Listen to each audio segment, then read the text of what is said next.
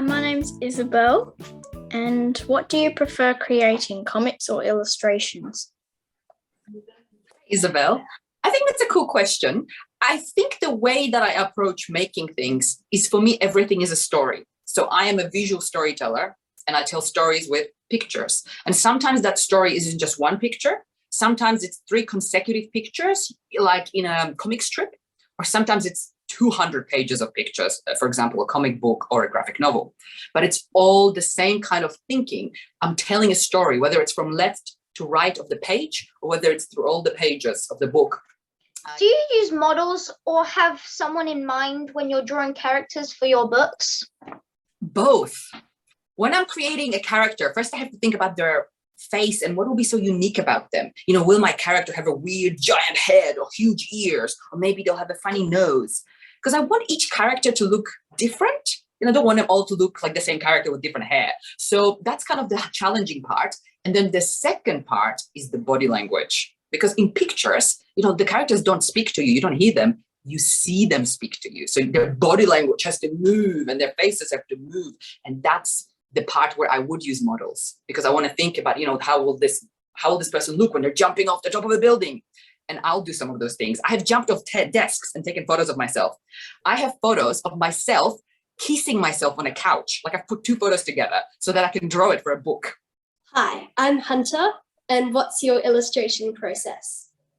I think normally I would have a vision of what I want to do pretty much straight away, but that is not always the right thing to do. And what I would do then is I would draw it really quickly. So I don't really draw the proper picture.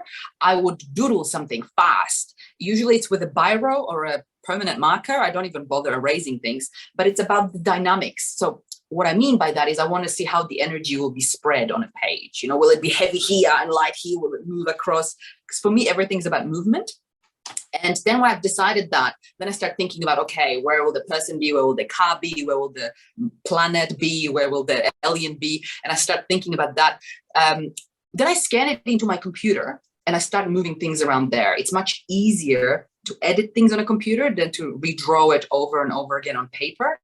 Then, of course, I draw on top of it and on top of it and on top of it, but on the computer digitally. So I have layers, and then the illustration becomes more refined, more detailed. Then I print it out. It's very important to print work when it's on a computer, because once it's on a piece of paper, it always feels very different than on the screen. First of all, you have the size. On a computer, anything could be big or small, right? You can zoom in and zoom out. But when you have it on a piece of paper, you put it on the floor, you look at it and you go, the left ear is too big. Or, oh, I forgot to draw one leg on that chicken. And then you see it. On a computer, sometimes you don't see it. You have musical space synesthesia. What is it and what is it like? Synesthesia is this thing where you perceive something with one sense, but another sense turns on. For example, some people can hear someone's name, and then taste a flavor. Some people can hear music and see shapes and colors. So it's like another sense in your body is receiving information, that it kind of shouldn't.